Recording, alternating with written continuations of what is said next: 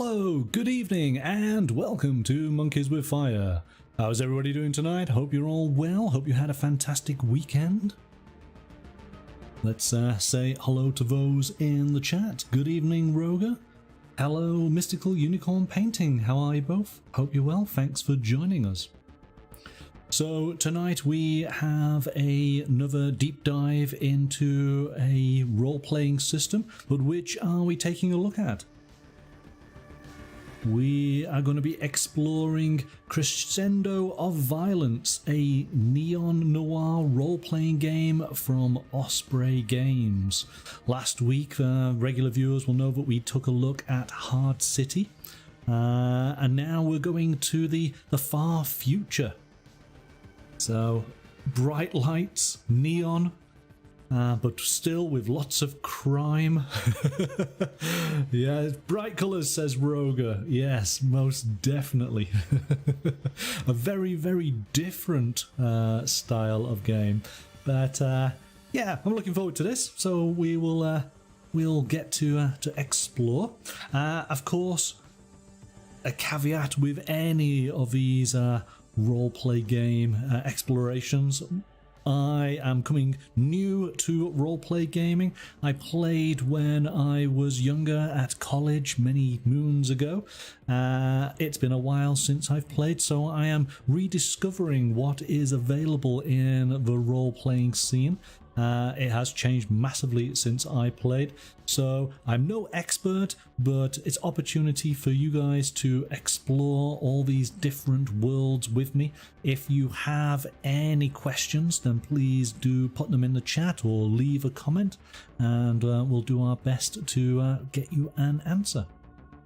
Joining me tonight, of course, is Mystical Unicorn Painting. Are you all set and ready, Mystical?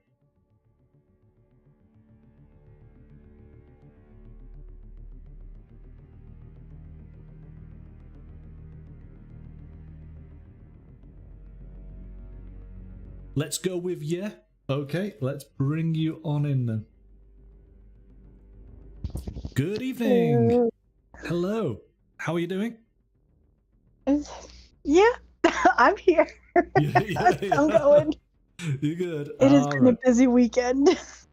Oh, it kind of is, isn't it? It's one off for you, it seems. Yeah. Yeah. Okay, well, let's this is going to be fun. Let's explore this game. Let's see what it has to offer, because again, we were exploring Hard City last week, which of course is set in the 1920s, 30s, 40s in the true noir setting, but this is now noir of the far-flung future. With obviously lots of bright colours and neon and lots of synth. So this is going to be kind of the same but different. I believe we've used that phrase on this channel many times before. All right, let's take a look. So you guys were commenting already right from the cover there. We've got a gold-plated Tommy gun with somebody who seems to have a sort of facial augment of some kind, which is quite striking. Oh, I thought that was just he dyed his beard funny. Oh my gosh. Well, I'm reading it as some sort of mechanical or cybernetic mouth implant, or it's been reconfigured, you know, reconstructed. Maybe he lost the lower part of his mouth. Oh no, you're totally right. My brain went, oh yeah, he just dyed his beard. Well, and again, the lady who's playing the trumpet, you can see that her arm is a robotic arm. There's lots of little details in there, isn't there? You can see that the main character has some kind of artificial back part of his neck. I'm reading that as some sort of alloy.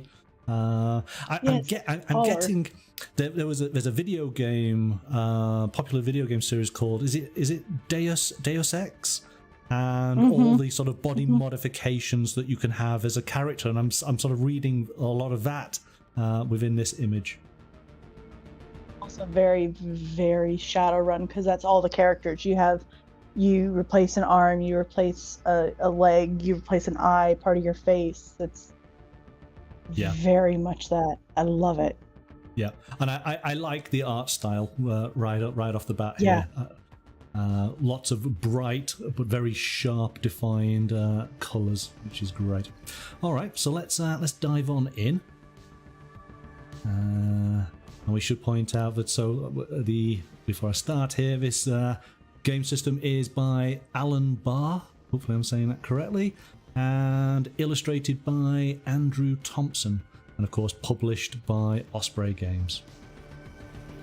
And again, like with many role-playing game systems, of course you can purchase the physical copy. We're looking at the digital PDF that you can get, which of course is very, very helpful if you have a tablet to be able to do a quick search. This does come with a wonderful contents or in digital format, so you can quite easily type on in what you're looking for and it'll take you straight away to the appropriate page. Okay, let's work our way in here a little bit. Okay, so welcome to Crescendo. I'm going to get this wrong all the time, aren't I?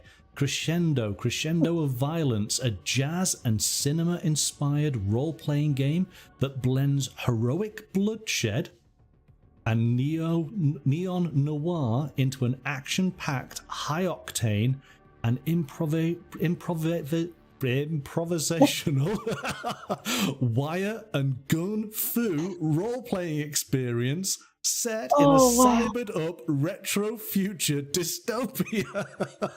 Try saying all of that quickly. Wow. Oh dear. Now, what a blend. What a blend. The good thing about it is this game does explain what all of those, let's call them keywords, actually mean. And I think that's understanding that the image of what this game's going to be will come together. But it does say this isn't cyberpunk. So while the visual style of this retro future dystopia might appear cyberpunk, the game itself is not. It borrows a number of themes from cyberpunk, such as the concerns around advancing technology and disenfranchisement, power and corporations, but it isn't explicitly about those things. So the Crescendo of Violence is a game about people who have to make hard choices in hard situations in a hard world. People who make selfish choices, be it to get a leg up or just to get by. People who are more interested in fighting their own battles and personal demons than fighting the system. So while it shares many aesthetic elements with cyberpunk, and certainly can tell a cyberpunk story if you want it to, that's not how the designer has explicitly orientated the game. Interesting. So, neon noir is a modern extension of the classic film noir genre that flourished in America's cinema around the middle of the 20th century. So, while neon noir and classic noir focus on seedy urban underbellies, telling saxophone-saturated stories of violence, crime, and hard-boiled investigators, where neon noir starts to differentiate itself is in its setting and visual style. In neo-noir stories, protagonists are alone in the vast, neon-lit cityscapes of the modern day or a dystopian future. Heroes in neo-noir are often alienated from the world in some way, emotionally and socially isolated, even when physically surrounded by hundreds of thousands or even millions of people. At its core, neon-noir is a cynically and morally grey genre. The world is rotten and there's nothing you can do about it, no matter how hard you try, so why bother? Even if you're the good guy in the story, you're probably not that good. If you even want to be. It's common for neon-noir protagonists to take a dim view of their society's rules and prefer to operate by their own code.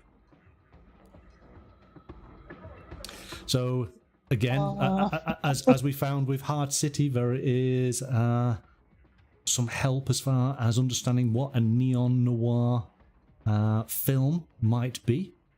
And we've got some inspiring media here. So we got Blade Runner, of course, is the one that stands out straight away, doesn't it? Ghost in the Shell. And yes. Yeah, was you going to say that straight away? Yeah. Yeah. Absolutely. Cowboy Bebop. I haven't seen that one, so I can't say what it pulls from that.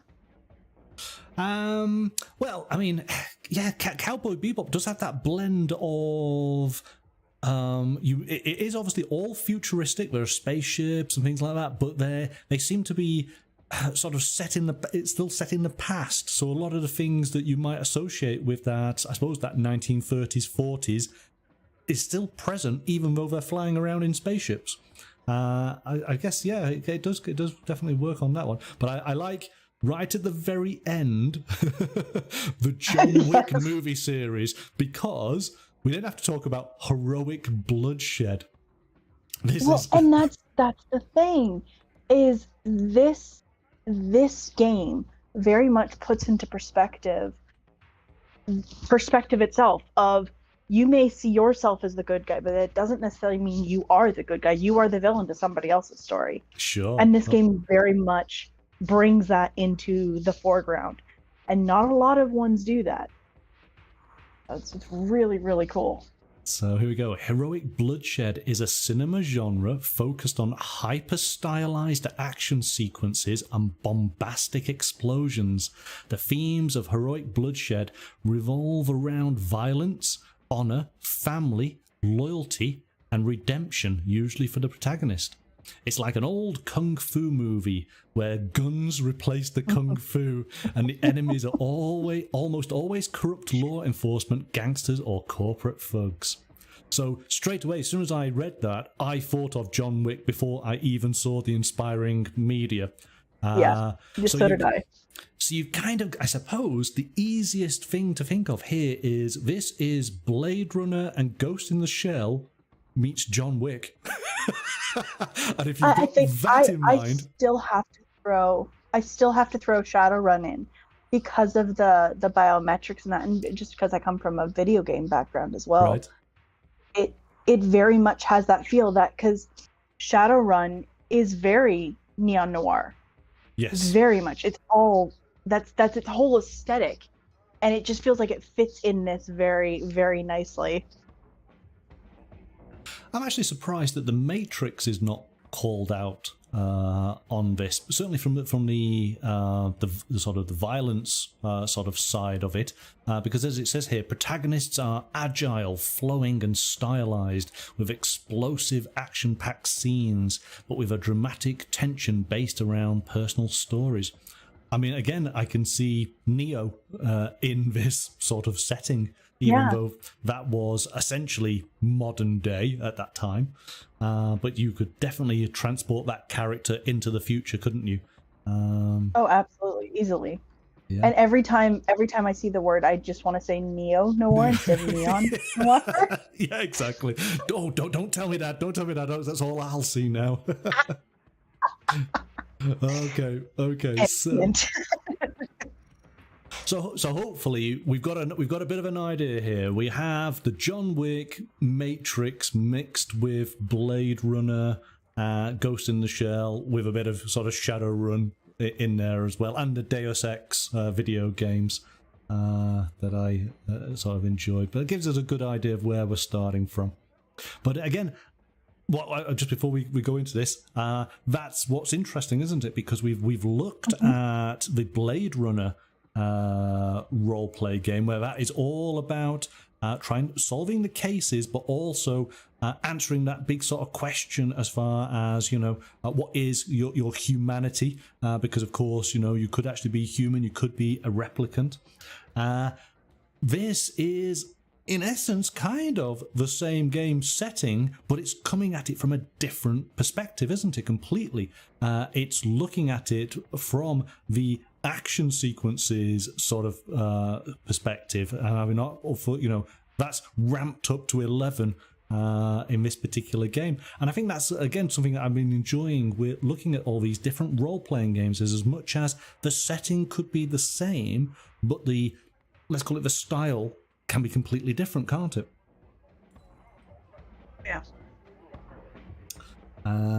So here we go. The designer does talk about cinematic role-playing. So I personally like to structure and view my RPGs as movies as opposed to literary works. So while Crescendo of Violence is complex but not complicated, at its core it tries to use simple cinematic language and presentation. The rules are designed to emulate how movies and jazz music work and to pull on similar threads to create a cohesive but new experience. I hope you dig it. Love it. Good evening, Sarah. Thank you for joining us. How are you? Hope you're well. So again, it does explain a little bit about what is a role-playing game for those who are completely new to RPGs. Telling us obviously what the players, and this drops here a little bit here. So the players are responsible for taking on a single role, that of someone who lives in the world of York, the biggest metropolis. Is it mega? Oh my gosh. It's not metropolis, is it? Megapolis. It's a big city, and it's 2093, and who deals with the seedy underbelly of the neon world around them as part of their day-to-day existence. They are exceptional, but the world around them is mundane. Ooh, going too far. Okay, so it tells us a little about the players, tells us about the Games Master, what the Games Master is going to be doing, gives some brief tips for the Games Master.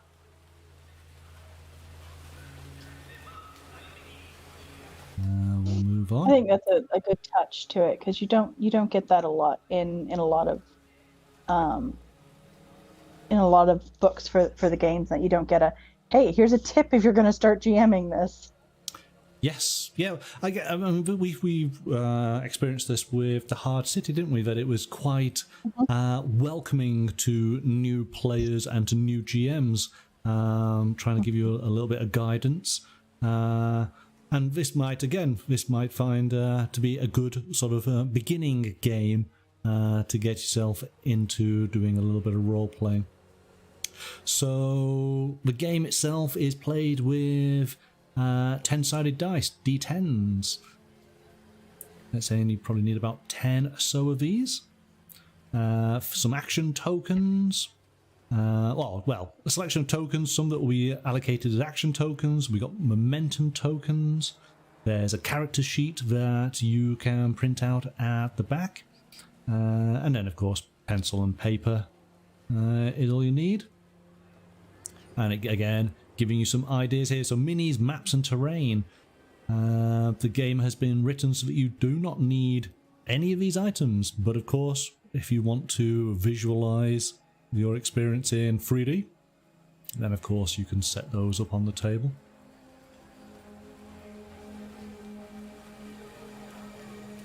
That's good, because some people are visual learners to games and that, so having those minis and that does help a lot of the time. Yeah. And of course there are plenty of awesome miniatures that would fit into this setting perfectly, wouldn't they? And many different manufacturers. What, sorry? Infinity. The game Infinity. Yes. Yeah. Most definitely. It's the first one that comes to mind. Yeah, well, that's very convenient that we might be looking at some Infinity models next week. There was no prompt on my part here whatsoever. Honestly, there was not. It really wasn't. But I had no idea. We might be looking at some Infinity models very, very soon. But here we go. And again, I like this, how the designer's writing to the readers here. Role-playing games are a group activity. Maximizing the fun of the group is the only way to win. To that end, these rules were made to be broken, hacked, and mutilated. Stories should be exciting and heart-pounding thrills, and thrills should abound. So if a rule gets in the way of that, change it or ignore it. A game like this is a framework for your group to build on and alter as needed, with the ultimate goal being to maximize your enjoyment of the story you sit down and tell with your friends. I think that's cool. I like that style of roleplay where it's less about, okay, the rules, and more about the excitement and the fun of the story and the flow that everybody's into. Sometimes, you know, you do need your characters to hit a bit of a wall, but hey, that's part of then the challenge, isn't it? Because it's awesome when you all overcome that obstacle. But some games, too many dice rolls, you know, it can start feeling a little bit punishing. And I like the fact of this is about the story and the excitement, isn't it? I think this game could be adapted into the Dread system really fun. Judge Dredd. Because it would add such a different level of that heart-pounding thrill, because, you know, you're sitting there and you've got a Jenga tower in front of you, and that's how you judge whether or not things happen, is if you can successfully pull a brick. The anxiety. Yes. That's good. Oh my gosh. Good evening, Lhawk99. Welcome. Thanks for joining us. We're just starting our look through at Crescendo of Violence from Osprey Games. Again, we've got some awesome graphics here. I mean, is that a hover chair pianist in some bar? That's definitely unique. Yeah. Even the piano itself, like, if you look at it, it's not normal. No. There's like, the keys are just, yeah, I spent way too long looking at this photo when I first opened it. I do cool. really like the art. The art is really cool in this. Mm-hmm. And even with it being that like dark and gritty, it's still got a softness to it, which was unexpected. Yes. No, I totally agree with that. Okay, so we do need to sort of understand a little bit more about the world we're inhabiting here. And so we get a timeline of some of the things that have occurred since 2030, which doesn't seem that far away. I know. I mean, I'm just going to do the first one. Ecological disasters lead to catastrophic flooding along the world's coastlines. Emergency action prevents the worst of the potential damage as island and coastal nations respond quickly by scuttling ships, cargo containers, and airplanes to create wave breaks and sea walls. Ooh. It's not nice how close this hits. Ooh. Not nice. Oh, it's almost 7 years. Oh, yeah, okay. So things seem to be going bad, but we get to 2059. The first human clone is born, sparking a crisis in international human rights legislation that will take several years to resolve. And I'm just going to quickly look through here just to see. Oh, here we go. 2034, the first drift generator is created and deployed. I was just, given that it's in the media so much recently, where's AI? Oh. You know, thinking... yeah. AI is in the media so much at the moment. It's on everybody's lips. But I can't see anything here. So keep going. Keep going. Okay. Yep, further ahead. There we go. 2061, the first truly independent AI. Logo. Is that logos? is created to manage what could be salvaged of the world's stock markets and financial systems, though it rapidly expands to cover other functions as the UN, giddy with its success, further empowers it. Ooh. You guys using Chat GPT? Yes, I used it this morning. It's only 30 years away. Watch out, people. I used it this morning. Yeah, okay. And then read the one 7 years out from that. 7 years out. Oh, 2068.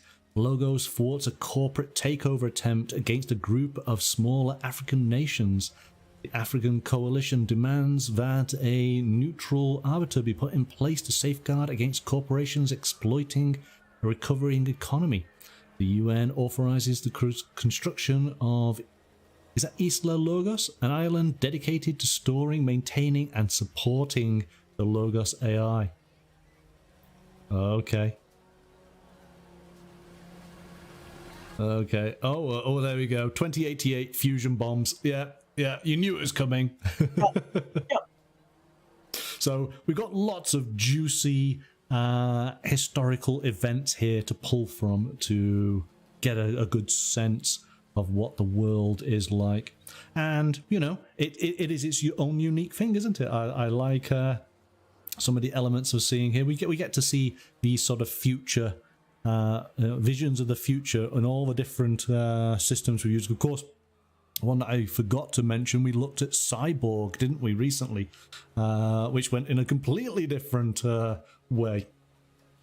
Yeah. So, yeah, that was terrifying. And what's nice about this timeline, where they give you so many different years in that, is if you really wanted to, you could jump your game in at one of those events and have an adventure based around one of those events. Yes, most definitely. Yes, I think that the AI, that's an interesting one. I think players would enjoy that and allow and certainly a games master could let their imagination run wild with it, given things that are happening currently. Yeah. Okay. Oh, so absolutely. we got our timeline. Where do we go next? Oh, here we go. Filling in the details. So yes, most of the events mentioned in the timeline are left as broad brushstrokes, letting you fill in the blanks to grow your own story. And so we're getting a little bit more information about the 21st century. Again, filling in some of that detail. Talks about AI. There are multiple AIs present, but Logos is the main one. Yeah, I think there's a lot of fun to be had with that. Oh yeah. York, formerly known as New York, is the largest city in the world.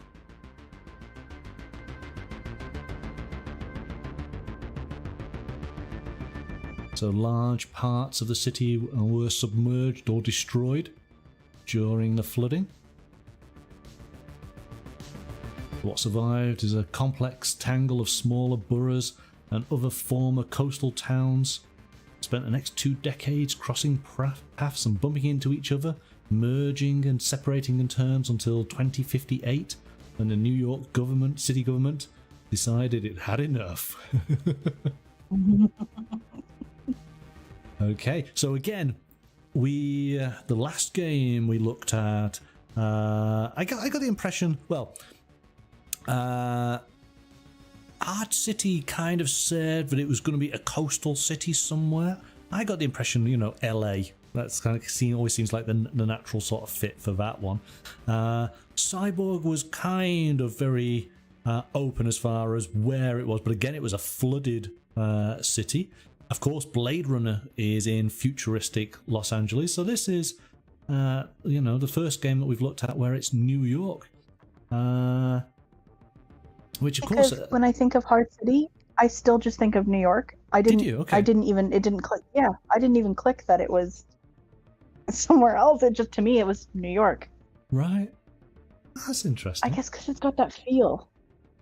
Right, a lot of those film noirs have that New York feel because of the alleyways and the streets and you're always in some high-rise building and that's very New York. Well, I took it for being LA for the fact of movie stars. That was my sort of hook on it. But yeah, I guess it works for either, doesn't it, really? Yeah. The game kind of said that you want to have some sort of dock area. You know, we want water near the city so that you can have the docks. Manhattan, though, is an island. Yeah, exactly. Yeah. So, yeah. Oh, Roger's doing a bit of a callback there. Snake Plissken, yeah, in both cities. Good old Snake. Yeah. Would that fit? Actually, that would fit in the futuristic element, wouldn't it? But not in the neon sort of side of it. Because I remember both of those movies were very dark. So it talks about augmented reality, which again we're seeing that more and more, aren't we, in our phone apps? List of Neo York's districts.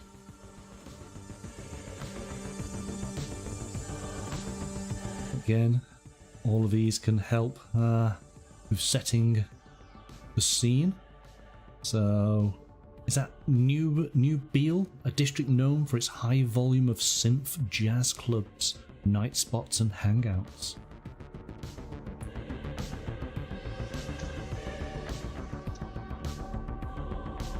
Yeah, right. I think so. And so then going into more detail on Neo York in a snapshot, giving us population 28 million. Talking about the governments, landmarks, what the weather. Yes, New York has primarily wet and cool climate with mild summers and winters commonly hovering just above freezing. Too cold. Yeah, I mean, well, again, that's a very it's different, isn't it? There's loads of movies that where you see New York is absolutely covered in snow, whereas, of course, you've got the wonderful high temperatures of LA. So it's a different kind of city for sure. Mm-hmm. Then we talk a little bit about who lives in the city. The elite, of course. The elite almost never need to set foot on the ground, living the high life in the sky. These are the folks that live in the floating penthouses, with glass abodes that stare down at the city from the sky above. Do not have a fear of heights if you are the elite. No, that's why I'm not one of them, because I'm terrified of heights. So I'm quite happy to be down on the ground. Quite happy. Oh, can you imagine? Because they've got they've got glass floors. Yes. Somewhere, and you walk out. You're not quite awake in the morning. You look down, just like. Yeah. No, I'm quite happy being poor and common down on the city floor. Right? I would not like to be up there. But again, it reminds me of the Netflix series. Was it Altered Carbon? The first season, where the elite were up in the sky, weren't they? In their mansions. Same with I just had it. Oh, it's a movie. And I want to say they go to the moon, or they go to it's a station that they made that's shaped like the moon, and it's very, very advanced out there, and you can only get out there if you're quite wealthy. Why can't I think? I just had it. That's gonna bug me. I'm just gonna randomly say it during the stream. Be like, ah. Yes, chat. If from that description you can work out what Roger's saying, Total Recall. No, it's not Total Recall. It's who was in it? There was bugs me. I'll figure it out. Okay, well, we'll carry on then. So we got the elite, we got the suits, the corporate drones, we got the blues, the blue collar workers, and then we got the entertainers. Ranging from hollow play stars through to club dancers and synth jazz players. And so again, we have some introductions to the wealthiest people in New York, some characters that could be included in our game. Again, everything's just a prompt for you to build up from. And then, of course, crime. Crime is an important part, as it says here. You cannot talk about New York without talking about organized crime. Merging a bunch of cities from across the world into a single city came with some baggage, the most significant of which turned out to be organized crime. See, I'm not even going to try that word anymore now. Mega. Oh, no, you see, it's just a big city. Neon-Noir, classic gangsters of America's cinema. When someone says mafia, this is generally who they're referring to. So we have a futuristic mafia.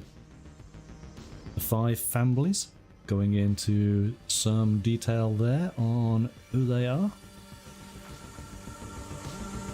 And then we have the Yakuza and the Triads.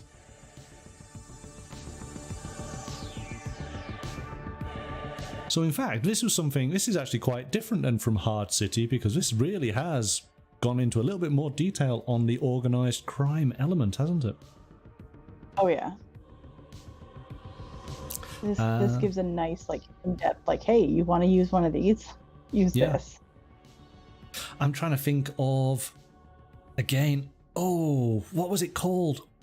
It's an 80s movie set in Tokyo. Is it with...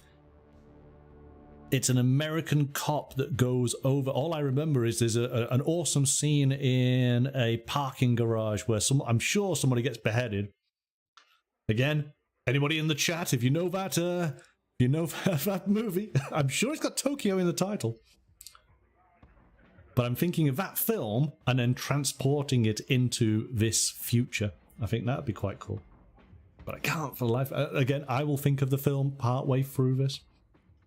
Do you mean Black Rain? Oh, that's the one. Yes. Yeah. I found one. Yes, Black Rain. Oh. What was it? Was it with Michael Douglas? Elysium. That's it. Roger's got it. Sorry. Oh, and Elysium. Yes, Elysium. Yes.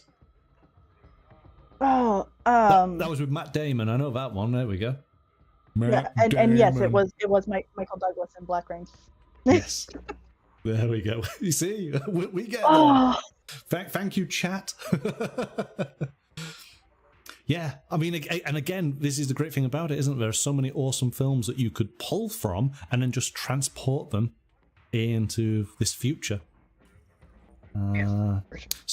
So if we're going to have organized crime, then we've got to have law enforcement. So it goes into a little bit of detail here. There we go. Roger's just doing the quick summary. Yeah. Black Rain 2, New York City cops. Okay. Arrest accuser member. Must escort him. Yeah, to Japan. That's it. There we go. I'm sure somebody does lose their head.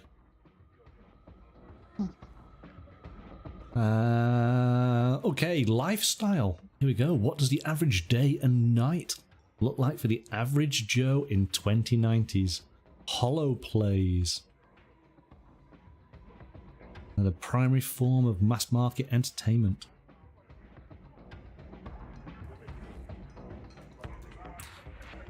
That'd be interesting. I guess that's what takes over. That's what takes over from, like the Oculus and stuff like that we've got, right? They're playing on that.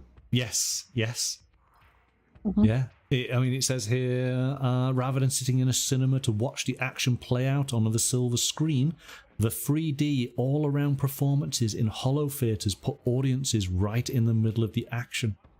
That'd be quite something, wouldn't it? can you imagine that? Like John Wick is one of those? No, thank you. I don't want to be right in the middle of that.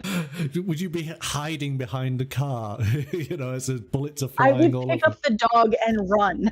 Yes. That would be me. I would pick up the dog and run. I can't watch those movies.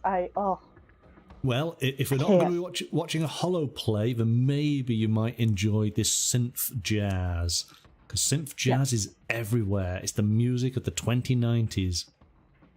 It's on your street, it's in your apartment, in every store, and every ad uses it. So synth jazz is, in a word, inescapable. And so it goes into a little bit of detail here. Now again, I really enjoy, for role-playing games, is having a really awesome audio soundscape, because I think the music can really help the players get immersed in the world. And of course, regular viewers will know that here on the channel, we use the soundscapes from Tabletop Audio. There is a link on the YouTube page. Go and check them out. There's a whole variety of different 10-minute sequences that can be set to pretty much, well, any game, any setting. Definitely worth checking out. So that's what you can hear sort of in the background, a variety of different suitable music and themes for the genre that we're looking at tonight. But unfortunately, no jazz. That was the one thing I was looking for. It's like, we need to get some jazz.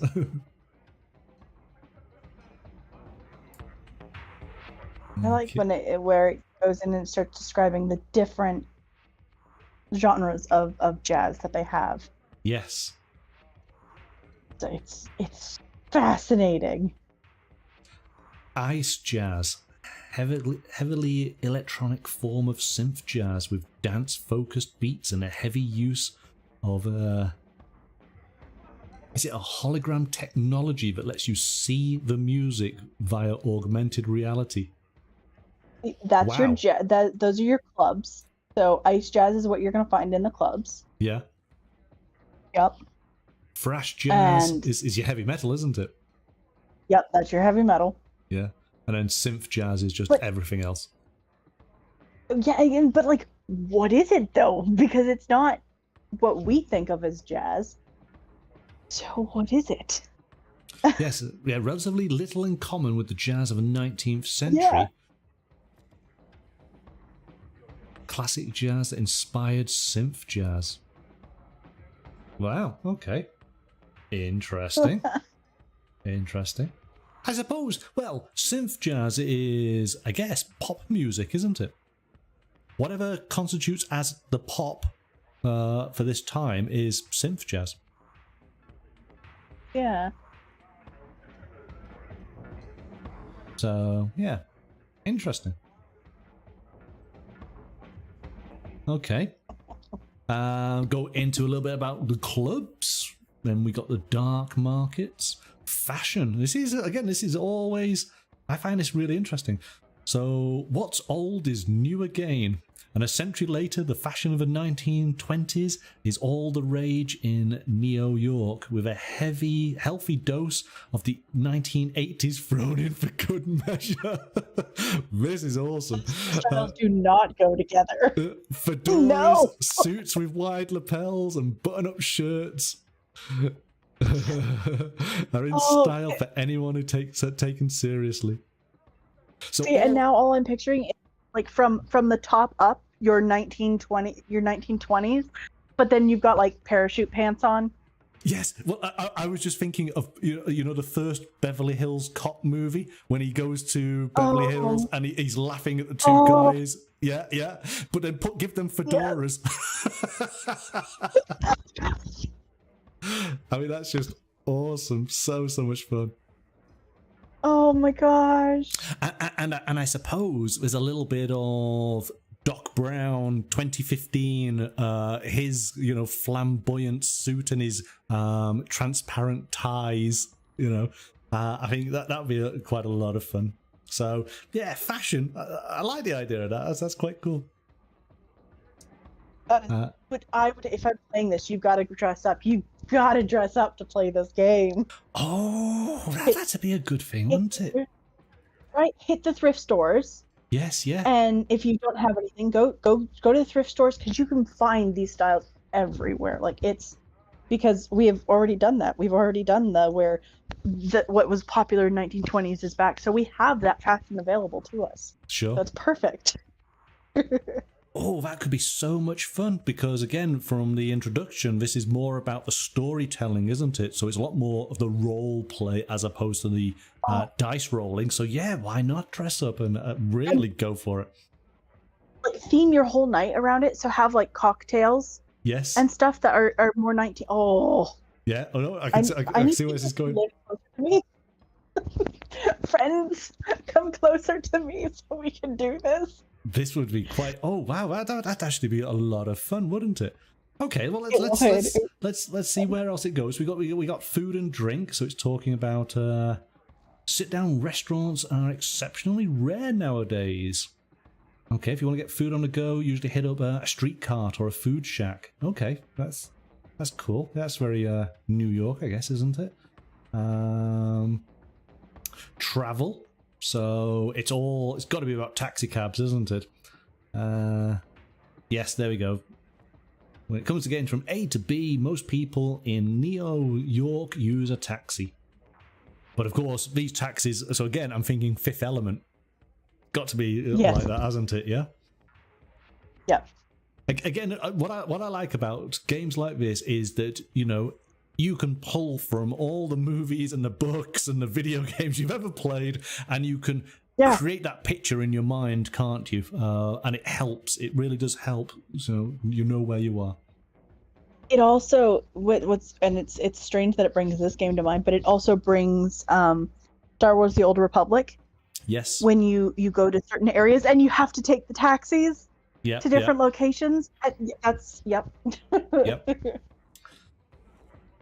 Oh, but like, I'm just picturing them the classic yellow with the white and black checkerboard. Absolutely, yes. Yeah, the technology's improved, but the actual style is pretty much exactly the same. Yeah. Nothing has changed. Yeah, no, that's great. So problems facing New York, crime, both violent and organized, is out of control. Yep. No kidding. Yeah, it's going to be real bad. Politics are thoroughly corrupt, and everybody knows it. And then we go on to mega corporations, and again gives us some insight in some of the big players. And we got a variety of different ones here. And you know, you can spend some time just going through these. Maybe it's the corporations that are the issue. Or at least some of them. Yeah. And then it talks about outer space. So there's 2 active space stations.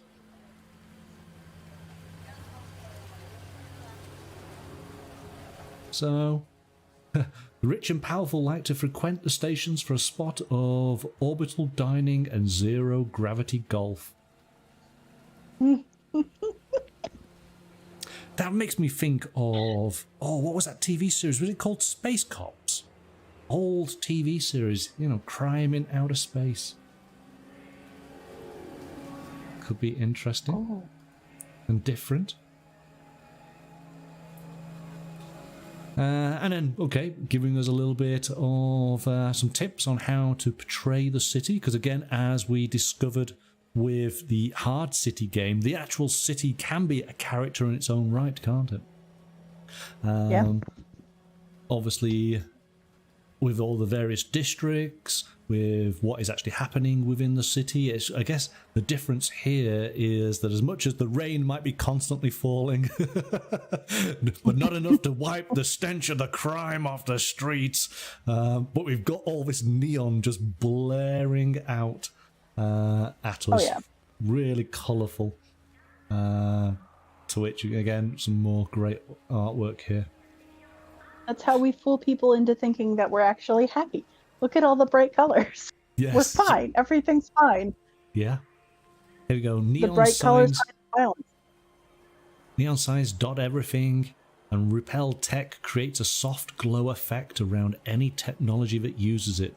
Crime is everywhere. Music is everywhere. Food is everywhere. You can always find a synth jazz club, a hollow play, or some gangster's hangout. Life is in your face, both in the real world and AR. That makes me think of, again, was it iRobot and Minority Report? You know, where we go to advertisements that are actually scanning your eyes and then talking to you personally. I think elements like that could be quite fun to incorporate into the city. Fun to also adapt it slightly, but put it in like Tokyo or something like that, because of the fact that you do have those, especially like the touristy areas where you go and it's all neon and it's all food everywhere just lining the streets, and it just, I'm getting that type of vibe from it as well. Yeah. Mm-hmm. I mean, it did give some examples of the different districts, and there was a Chinatown district. Yep. So you got, but there was a Little Italy, and there was a Russian district as well. So you could theme those accordingly, but then, you know, again, take them into the far future. Could have a lot of fun. You could have it. You could do a campaign where your players start off as certain characters in this area, in this district, so in Chinatown, and then you take a break from that and you jump and you start new characters in this you know, in this next district, and you go around and you have, you know, 3 or 4 of them where you have different characters, but they're all in this, and then they come together where if a player died or this or that, but you have different, and they come together for a big game where you have warring districts. Oh, right. Yes, that's a good idea. I like that. Yeah. Okay, so we've got a good feel of what the city and the setting is like for the game. So of course now it's going into actually playing. And I mean, it basically says at its core, it uses a very simple mechanic, the test. When players wish to have their character do something or act in a way that carries risk or narrative impact, the player and the GM determine what path the character will take to achieve it. And there are 8 paths. This is interesting. This is different. The cautious path is where the PC carefully focuses on the details, taking their time to overcome the obstacle. This can be taken steady aim in combat, picking a lock slowly and methodically, or carefully writing a speech to get a crowd to reach an emotional high.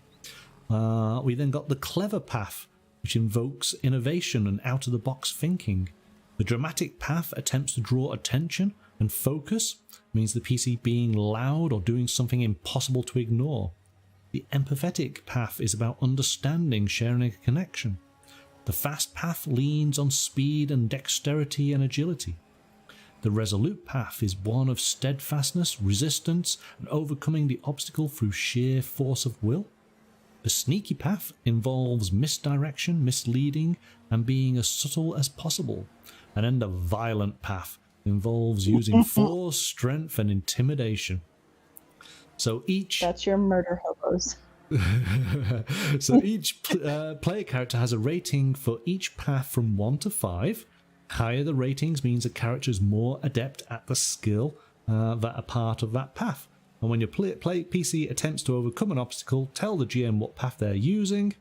If the GM agrees, you make a test. So there are 2 types of test: a basic test and a post test. Basic tests are simple to resolve. To make a basic test, roll a number of d10s equal to your PC's rating for the appropriate path. Keep the highest result rolled and compare it to the test's difficulty, rated 1 to 10. If the result is equal or exceeds the difficulty, your PC is successful. So a result of a 10 is always a success. A result of a 1 is not an automatic failure, although a difficulty 1 test is impossible to fail. Okay, that seems very, very easy, doesn't it? But again, as they said right at the start, the game is not about crunching numbers. It's about the story that it's allowing you to tell and share. But I like this idea of you again using creative text to basically talk about essentially your skills or your attributes. I like that. So we have our basic tests. To quote him from earlier, it is complex but not complicated. Yes, most definitely, yeah. And so here we go. So setting a difficulty. So a test, a difficulty of 1 is impossible to fail. Goes into easy, requires a little bit of focus, not hard, takes effort and focus. 6, there's a real risk of failure, but it's still doable. And then 10 is very difficult, requires either a lot of luck or a lot of skill. So that's pretty interesting. It would be impossible to fail. What would be impossible to fail? Because I can't think of a situation that there isn't some sort of fail to it. Ooh, that's it. That's an interesting one. Okay. Because even if you're talking or negotiating, there's still a fail option. Yeah.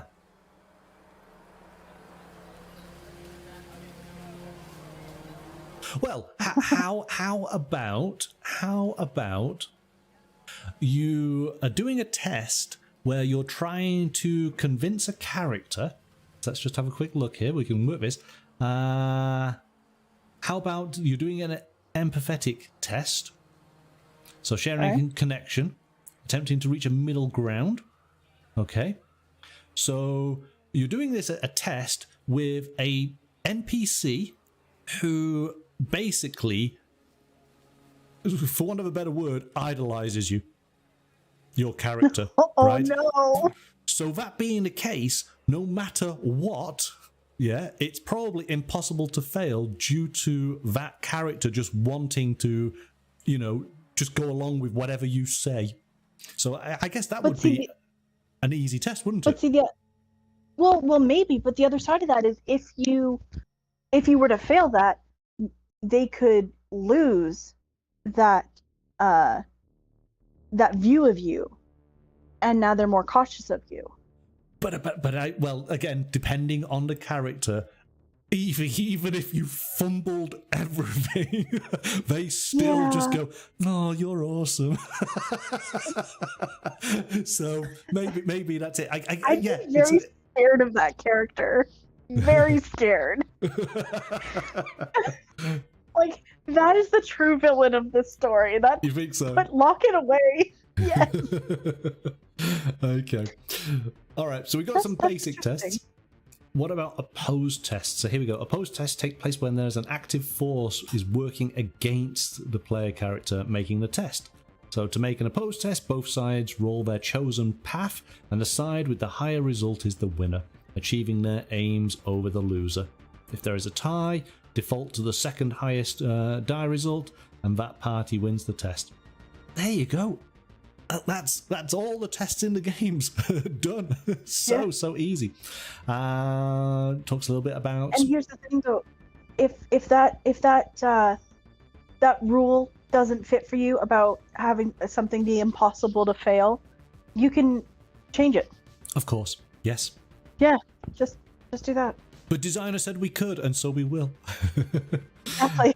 He said I can break these rules. He told me I can manipulate them. They're not set in stone. We can break them. We got a little bit about bonuses and penalties, and then some consequences of failure. So at a basic level, your PC simply fails to accomplish the task. This is most common in situations where you're making a test to determine a binary outcome, such as combat. Either you hit the mook or you don't. This is the easiest outcome for a GM to adjudicate. Alternately, the GM can propose a partial success. Your PC succeeds at their goal, but it costs them. You get the outcome they wanted, but with some sort of setback or complication mixed in, which I think is quite cool if you want the story to keep going, because you've got a good flow happening. It's like, okay, you kind of did it, but hey, will apply some sort of penalty. Maybe you're trying to get past a locked door. You manage to break on in, but you make some noise, which now means that people have heard there's a ticking clock against you, whereas before there might not have been if you'd been able to sneak in without making a racket. You make it through the door, you unlock it, but you failed to see that the sign says emergency exit, and you have now set off an alarm. Yes, there you go. There you go. And of course, now, as I say, the alarm's going. You know that people are going to be running towards that emergency door, so now it's building up the pace, isn't it? It's the action is starting to build up, which of course is good. And maybe you've not got as much time to find what you were looking for. Okay, so actions. A little bit on that. Spotlight. When the order of actions matters, the acting character has the spotlight. So this again is interesting. This is where it's talking from that sort of movie perspective. The character with the spotlight is the one who takes actions and resolves tests. The spotlight represents the fact that they are the current focus of the narrative. After the character with the spotlight has resolved their actions or finished their bit of the narrative, the spotlight moves to whoever is narratively appropriate or hasn't acted yet. I like this sort of movie portrayal of moving around the different characters, or the players, I should say. I think that's a good idea. feel like I want that to be a token of some sort. And I want to make it like an old-fashioned, like I want to craft it, and I want it to be one of those spotlights that you would see on the movie theaters, when they were doing like some big grand opening, and have that just in miniature form, and that's what gets passed around, so you have a spotlight on you. Like it. Yeah. Okay, so here we go. Action tokens. Each player has 3 action tokens, red, yellow and green, that represent what you can do and how well you do it. You must spend all of your action tokens before you gain any back. Okay, so these are... I guess these are kind of like the bonuses, aren't they? So spending your green action token means that you have good luck, fortune and an advantage on this test. You get a bonus on your dice roll. Spending your yellow means your luck was balanced, but spending your red token means that you're operating at a disadvantage. So this is an interesting one. You always have at least 1 action token, so you always have 1 to spend. If you don't have an action token for any reason, take back all 3. So as much as you could spend your green action token to get that bonus, if you want your green back, you've got to spend your yellow and ultimately your red. You've got to have average luck and then bad luck before you can bring back good luck. I think that's quite cool. And if you're clever, you're going to strategize that so that you're kind of working towards planning out how you're going to use that bad luck one. Yes. By using it on something where you're going to end up using a skill that you are highly trained in, so it doesn't hurt you so bad. This is true. Or maybe you use the token in something that's totally sort of, doesn't really affect anything. You basically, you're going to use that token when you go and get some food, which of course you get a bad hot dog, and that being the case, you've got a bit of a icky tummy for a while. Oh no, food poisoning. Actually, maybe you don't want that. Maybe you don't. There we go. Even Rogue is saying, use the bad luck on something not really needed. Yeah, absolutely. Yeah. Absolutely. Unless you're forced, and that I guess that falls into the next little bit with just fun and failure. Maybe you're forced to use your bad luck and just run with it. Like I'm running with my character that I'm going to be playing for D&D because she should not exist. Oh goodness. And she does.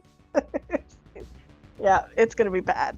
But I keep telling everyone I'm going to die within the first 5 minutes, but I'm going to die gloriously. I think that will be a statement for this game, isn't it? Given the we've yet to get to the violence, but that's glorious deaths. I can see a lot of those happening in this game. So here we go. We go on to combat. So when guns start blazing and fists start flying, it's time for combat. So in combat, all actions are opposed tests, and generally violent and fast will be the most common paths. I do like this path idea. I think it's quite cool. So it goes attacking and evading, but I want to find, there's a little bit that I read on this. So it goes into, yeah, attacking and evading, range and cover. So the typical things that you would expect to see in any RPG. So here we go. Momentum.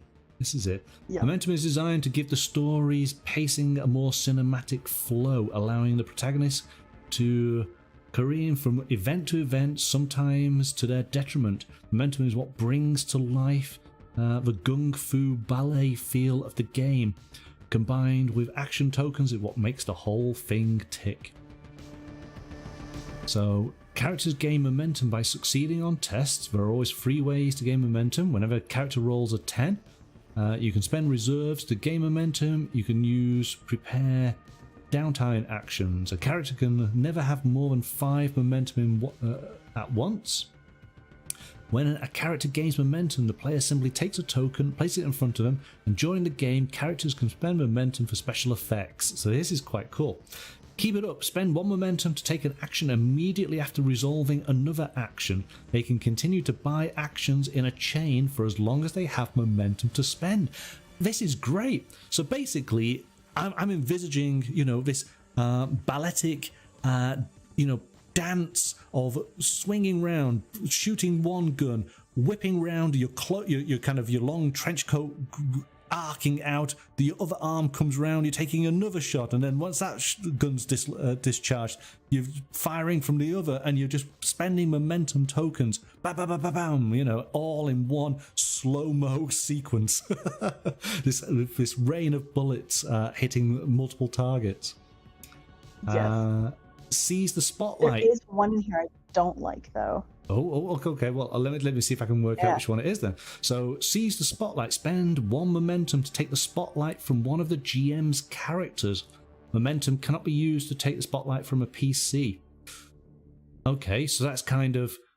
Alright, so that's like grabbing the initiative, isn't it? So the GM's character is about to do something, but no, the spotlight jumps onto you and you're able to do a quick draw maybe. No, you don't. Spend 2 momentum to negate one of the GM's momentum spends. Okay, so that's kind... Yeah, okay. Catch a break. Spend 1 momentum to recover an action token. Each player can only do this once per session. So which one you didn't like? Ooh.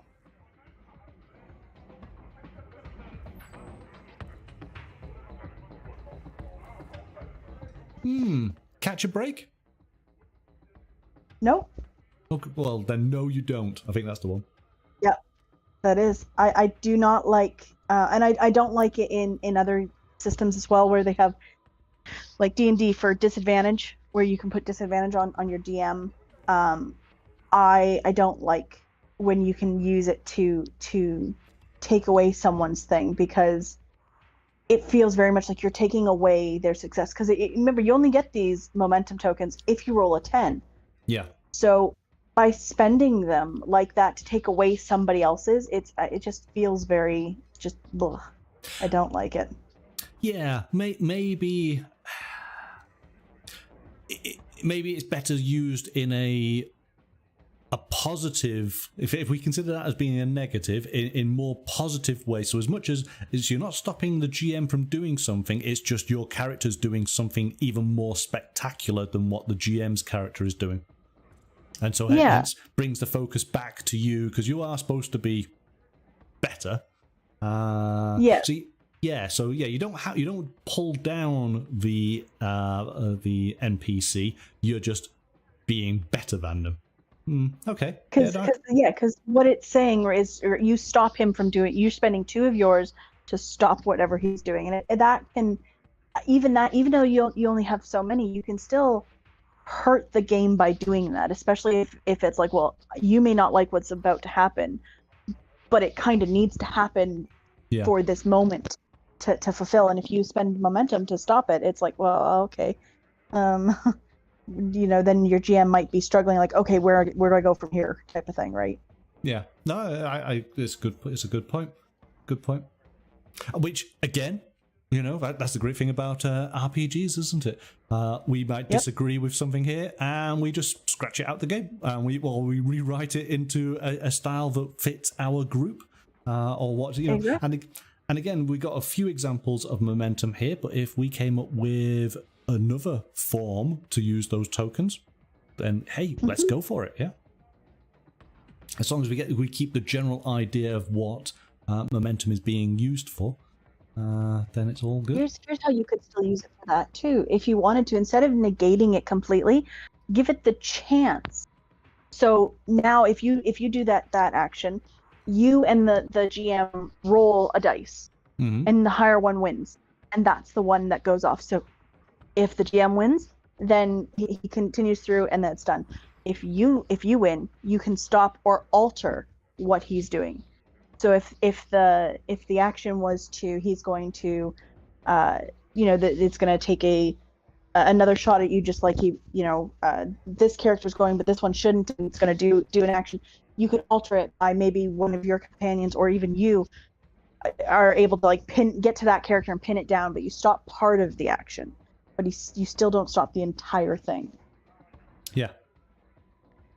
I'm thinking of some of these card games that we've played where we have that fast play of somebody plays a card and then somebody has an opposite card to that, and then you might have the opposite card to that, and then that person still has the opposite card, and maybe that's quite cool. It's like whoever can keep the momentum going of those cards. And maybe there's something there, isn't it? So you're still fighting for what is, the GM wanted to do their action. You're trying to counter it, but you're spending these tokens, and ultimately whoever gets to do the final one, they're the one who gets through to actually do that action. Yeah. Okay. Yeah, I can see that. All right. Reserves. So again, just each character has reserves that represent their inner strength, willpower, and more. So again, these just act as giving you a bit of modifiers. Downtime actions. So things that you're able to do when you're not blowing things up. These quiet moments allow you to relax, advance, or gain some benefit for down the road. So effectively, this is how you advance your character. Potentially in the middle of various scenes, and we'll talk about that a little bit later on. It does say here you can have a maximum of 2 downtimes per session. And again, I like the sort of the movie layout, the intro, Act 1, Act 2, Act 3, and outro. I like in the outro is make a friend. Hey, you never know when you need a friend when you're going to be taking on organized crime, yeah? Yeah, but in the outro, I feel like you'd want that action somewhere further up. I need a friend now. You don't have that action? I'm sorry. Dang. Well, okay, let's have a look at Make a Friend. Let's see what Make a Friend actually does for us. Here we go. You make a friend with one of the NPCs you met this session. How did you befriend them and why? Gain a new contact with a loyalty of 2 and a resource of 2. If you spend 2 reserves, you can increase their loyalty or resources to 3. So that's cool. So you basically have somebody. So you've done a bit of a story element. You've made a friend from it, and then in the next session, well, you've got this friend, haven't you? So I guess it kind of makes sense for it to be in the outro, but it's preparing for the next game that you play. I could see it in Act 2 or 3 though as well. It would make sense in there as well because someone you met in the very beginning. Yes. Yeah. But I like this. This is really cool. Fun, yeah. Yeah. It's very different, and I really like it. Okay. So advancement and experience. So at the end of each session, characters get 0 to 3 experience points, which of course you can then use to acquire new talents, increase your path rating, because we've been talking about paths, haven't we? Increase your cred rating, increase contact and ally attributes. And we've got a table here. And then here we go, heat. When you cause trouble in Neo York, you gain heat from the big dogs at the top. At the end of every session, if a PC's actions draws the attention of major players in the city, your group gains 1 heat from that character or organization. If the GM feels that the session's impact was high enough, they might decide to apply some additional heat too. Too much heat is bad news. Let's take a look at this. They make, so 1 heat. They make life hard for you this session. All PCs take minus 1d10 their cred rating as the work dries up due to being blacklisted. This lasts for 1 session. Whereas 4 heat, I think it says they're done. It's getting real. They send 3 mooks, grunts, and thugs along with 2 elite enemies to put an end to you once and for all. Ooh.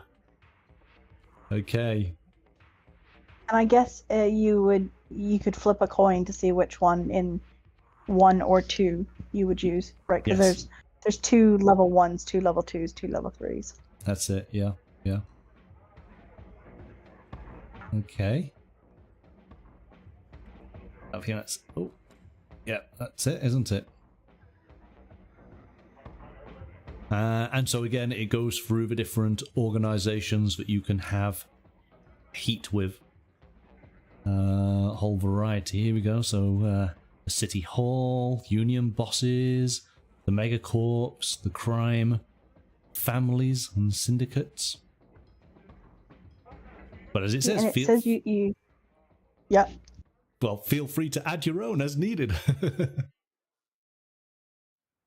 And I know it says no heat from the AI, but that could be fun.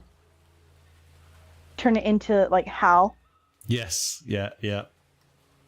That could be so much fun. Well, maybe this is a story where you have all of these crime and the locals and the corporations, and you are fighting all of these during the course of many missions, and you just don't quite understand why they're all sort of going for you, or it's very obvious reasons, but then you discover that actually it's been the AI that's been manipulating all these different it's all a web, even though it all seems disconnected, but actually it's connected for the fact of the AI is the one that's manipulating everything. That could be and you know what that strangely brings to mind is Wall-E. Oh right, yeah.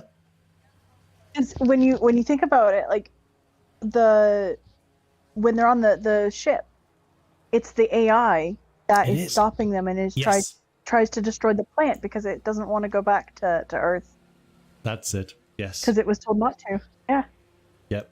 That's okay. So again, lots of interesting stories can be created, can't they? Okay. So that brings us nicely then into story structure. And as we've already sort of had a bit of a tease, the way that each session consists of 5 acts: the intro, the act 1, 2, 3, and then the outro. And the great thing about this is that actually sessions, so this simple sort of structure, it means that a session actually can be quite fast.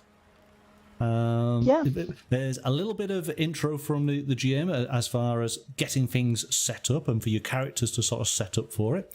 Act 1, as it says, is the backbone of a session, starting with the inciting incident, Act 1 comprises of the PCs tackling challenges and progressing through the narrative that the GM has prepared for that session. Act 2, the session moves into... so once the PCs have worked through the challenges presented in Act 1, the final showdown is in sight. The PCs each get a moment to themselves to reflect on how the story has affected them. Act 3 is the big finale. This is where the story comes to a head and the villain is confronted. And then Atro is basically when the session winds down and wraps up. So again, it is very much...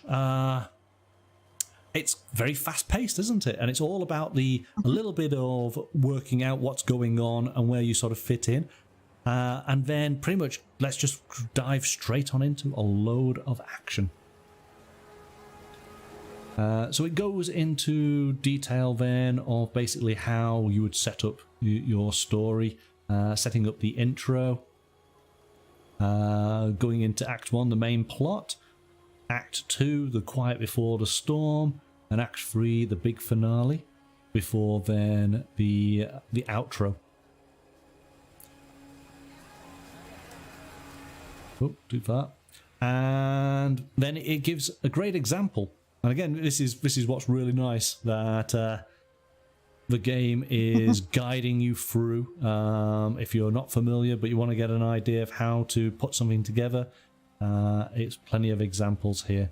So we have our sort of 5-act structure.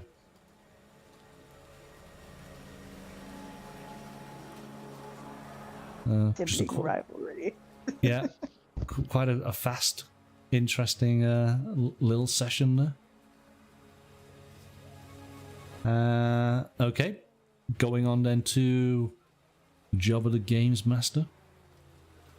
But again, I like how it's, keep it fun, keep it cool, keep it moving. Mm-hmm.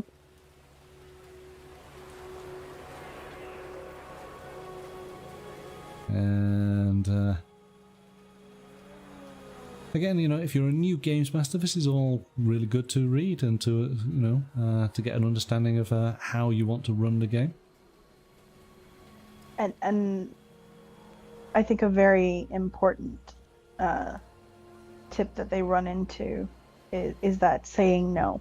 If you're a new games master, that's a huge tip to have in there for learning to do this. Yeah, no, that's very true, isn't it? Yes, a flat no is hard to overcome. Mm-hmm. And you might be the least experienced person at the table, but you're the GM, and these people are throwing this and that at you, and you're like,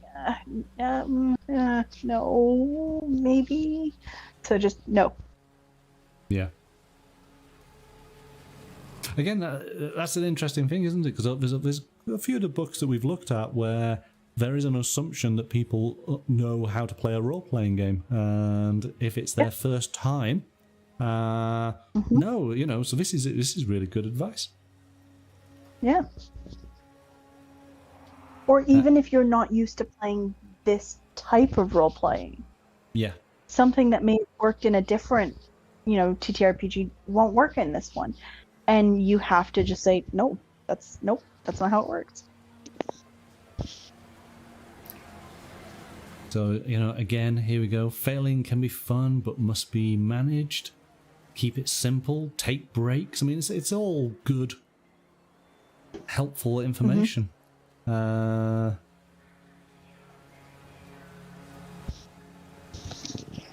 And again, we've talked about it before, running a safe game. Ultimately, everybody wants to have fun. So your games should be inclusive to everybody around the table. If there's any elements that somebody might not enjoy, well, maybe consider cutting it out, or at least make sure you discuss these elements so that people are aware. Or give them a warning, or like, hey, you know what, I can't cut that out completely because that's, core to the game. But what I can do is, give you a heads up, like, hey, are you ready for this? And if you're not, then we'll just kind of push it a little bit, right, till they're ready. Yeah, yeah, yeah. Ultimately, everybody wants to have fun. Yeah. So again, I think this is all really, really good information. It makes you think that this game would be good as a starting game for people new to role playing. Oh, definitely. This is definitely another one of those that is, if you've never done anything before, this would be a good toe in. Yeah. Yeah. Okay. So we get to character creation, which is always the fun part. Certainly, I really enjoy characters. So let's see what we can do here. And we'll have to do it relatively quickly here. So here we go. There's only a couple of points here. So choose your origin, choose your profession, choose a third talent, and then introduce your characters. That's it. Okay, it is real quick. There are 4 steps to making a character. So your origins. So you're natural. You're a bioroid. A bioroid are machines made to appear human. A bioroid. Bioroid. Where do we go? A clone. A cyborg. A Gen G? What's a Gen G? A portion of the population who have dramatically altered who they are via genetic modification. They are the flesh and blood side of humanity's technological evolution. And they can get pretty weird. Nice, okay. So, I don't know. Do I want to be a clone? I could be a clone. That could be interesting. But then, actually, see, bioroid. Oh, okay, I see the difference. Okay, I was wondering what the difference is. I get it now. But bioroid, even though I'm thinking of almost, is it Almost Human? The video game? Yeah. But they were androids, but they look so lifelike. So maybe a bioroid would be something similar. The machines that appear human. Roger, you say you want to be a cyborg. Good evening, Baron. I think I want to be a bioroid. You want to be a bioroid as well? Yeah. Yeah. That'll be different. Definitely different. Well, and I think when we talked about Blade Runner, I wanted to be the I wanted to be the droid. I didn't want to be the human. Yes, the replicant. Yes, yes, yes. Oh no. But Roger wants to be a cyborg. Okay. So then we go to professions. A criminal. Hacker. What have we got? A hollow star. An investigator. What else have we got? A musician. A suit. And a veteran. So we've got a few to choose from there. It's not a huge list, but again, you can quite easily make up different professions, can't you? And just use sure. Paths that are appropriate for that particular profession. I don't know. If I was a bioroid, what about a bioroid hollow star? If we think of what's the craze over in Japan with digital sort of avatars that are singers. Oh gosh. That could be interesting, yeah. Yeah. So thinking of I want to be a hacker. You want to be a hacker? Yeah, I want to be a hacker. Roger's saying he wants to be a hacker as well. A cyborg hacker. Baron, glad to see to hear that you're okay. Investigator. Musician. See, well, these musicians quite unique to this particular game, isn't it? I don't think we've seen a musician before. So if you're an investigator and you're a bioroid, does that mean you get drunk off of like different oils? Mate, well, you know, because you don't drink on the job, do you? That's the thing. Well, maybe you do. Maybe you do. Maybe you do. Maybe you have to because you aren't human and you need the oils to keep going. Oh yes, maybe it would be some kind of because of your sort of mechanical, you know, like baby paste, baby food paste. Yeah. You'd have to have whatever the equivalent would be. Oh, that's cool. Oh, yeah. Okay. So we got different professions. We got talents. So you start with 2 talents for your profession, and then as well as a third of your choice. So we have a whole variety here. Cold reading, bounty hunter, corporate star. Sorry, common sense.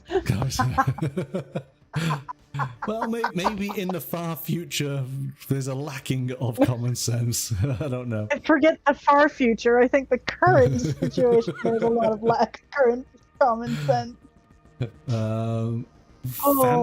Family money, fast talker, favorite weapon, gun fu.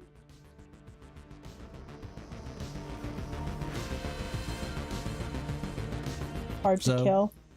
Maverick. So it's a good selection there to enhance your character. Oh wow! There's that's essentially it. So many. Those are the 3 steps. That's it. Because after that, you basically is starting to introduce your character to the other players. Okay, it goes on to equipment. So again, each character starts with any gear that their player and the GM agree is reasonable. A suitable place to live in line with their cred rating. So you've got earlink and AR glasses, basic professional gear. So whatever you would require. So it's good. It's if you think it would be reasonable for your character to have these items, then they do. It's as simple as that. Yeah. Goes into a little bit about the different types of weapons that you might have or acquire. Different modifications that can be applied. Armor. Other types of gear. We're looking at stuff here for going on to the net. Netbox and wet gloves. Cybernetics. Of course, we saw the first character with his cybernetic lower chin mouth. So what on earth that is and where that comes on in, we'll soon find out. He takes it on the chin a lot, you know. Yes, indeed. yes. Gives a whole new meaning to Iron Jaw. Well, here we go. Fashionetics. Maybe he got a gold-plated lower mouth because he just wanted to look cool. Maybe it serves no purpose other than the fact of that's what he can do. Yeah. Yeah. Cyber limbs, subdermal weapons.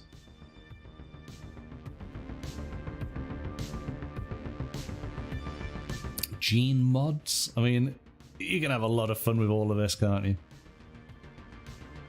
Yeah.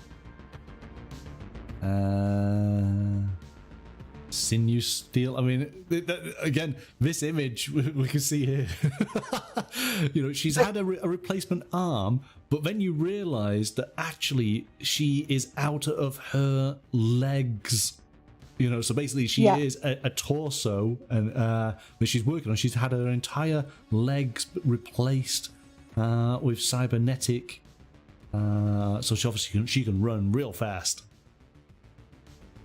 And here's this right here is where you get very Shadowrunny, because this is what you do in Shadowrun. You replace parts of yourself to enhance it to make you better, stronger, better at what you're supposed to do, and that. So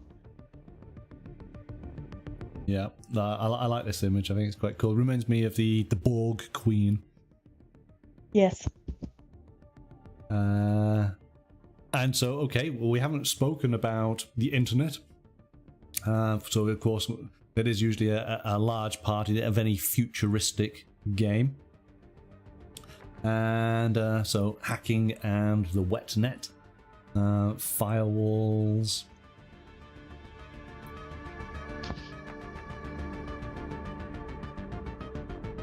So, giving us some details here. And then jumps onto non-player characters, typical NPCs, grunts and thugs that we might meet. If that previous picture though doesn't scream femme fatale for this, it's just yes, exactly. Yeah. In the future though, she's wearing blue, not red now. yeah. So She's got to blend in with all that neon, though, right? Like, you gotta. For sure, yeah. So interesting how thugs. We have the NYPD sergeant alongside the street criminal gang. Yeah, they're both of them are thugs. Yeah. So we got a few NPC details here. We got our elites. Ah, there we go. Our Fatale.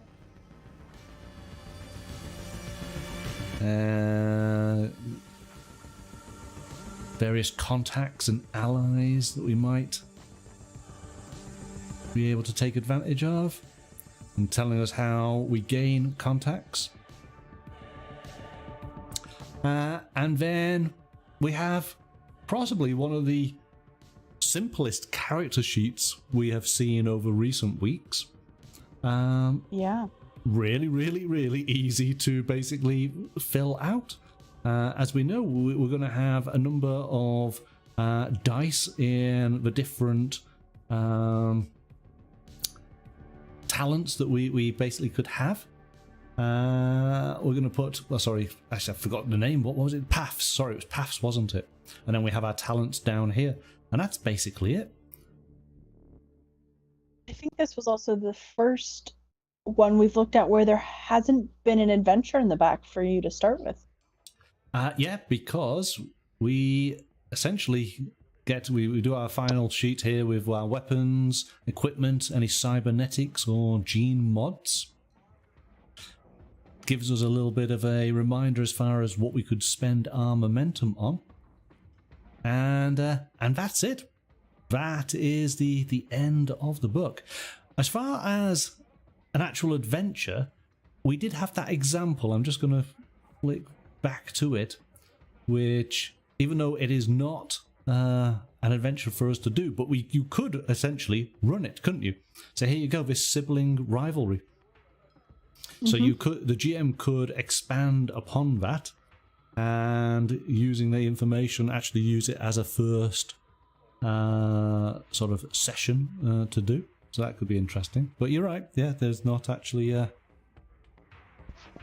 full sort of adventure to basically go through. So there you go. So that is Crescendo of Violence. Again, I think it probably makes for a good game to sort of start off with. Again, a lot of useful information for new GMs to get them started with, which is very helpful. And just so much replayability in this as well, because you can go one way with one campaign that you do, and a completely different other way. And yes, I also like the idea that this could be played relatively quickly. You know, it's again, I think it said right at the start, you don't necessarily have to have overly complex, convoluted plots. You could have a very, very simple situation where your players need to get from A to B because there's going to be a confrontation at that place and they need to pick something up. And it's either they get that item in a sneaky way or they go in guns blazing. And away you go. And it is about playing through the ballet of gunfight and interaction of your player characters up against these guys in a warehouse, where maybe some sort of deal, maybe it starts off with there's going to be some sort of negotiation, but the player characters have been tasked with having to return with an item, whatever the costs. And you know, you can either sneak on in or you can go on in and try and negotiate. And if either of those fail, then of course it just comes down to gunplay, doesn't it? And you just blast your way through, grab the item or not, as the case may be, and then get on out to return it to your benefactor. I suppose it's a little bit of, you know, maybe like Pulp Fiction, isn't it? Who knows what's in the case? It's irrelevant. It's the MacGuffin, isn't it, of the scenario. You just need to deliver it. That's it. So yeah, I can see this as yeah, fast playing, fun. Maybe, you know, it's a bit, like I say, a bit of a warm up for new players. Gets them, you know, into the idea, and maybe this is something then you sort of springboard off into other games from. Sure. Right, well, there we go then. Thank you so much for joining me tonight on taking a look at Crescendo of Violence, Neon-Noir role-playing game. I like it. I'm very impressed that you did not say Neo once after I put that thought in your head. I've been Very so impressed. so careful. Oh, next time. I'll get you next time. I'm sure you will. I'm sure you will. Well, we do have, I wonder what game we will take a look at next time, because we've got some amazing worlds to discover. Some really big worlds. Worlds that maybe if some of our viewers will be very familiar with. So yeah, we will wait and see on that. Yeah. There's hints there. There's a few hints, isn't there? There's a few hints. You're going to join me on Thursday for some fun in Paris, I believe. Absolutely. Yes. Okay. We'll be going back to medieval Paris on Thursday night from 7 o'clock, which will be a lot of fun and probably very chaotic, but we will see. Yes, chaos indeed. God. Thank you so much for having me on today. You're very welcome. Have a great rest of your week, and we'll see you on Thursday night. See you then. Okay. Bye for now. Okay, well, our thanks to Mystical for joining me tonight, taking a look at Crescendo of Violence from Osprey Games, Neon-Noir role-playing game. A lot of fun. I hope you enjoyed that exploration of the game. Maybe you might want to go and grab yourself a copy and see what type of adventures you might have in Neo York in the far future. Do come and join us on Thursday night, as we teased, for our tabletop game in medieval Paris. Looking forward to that one. But until then, bye for now.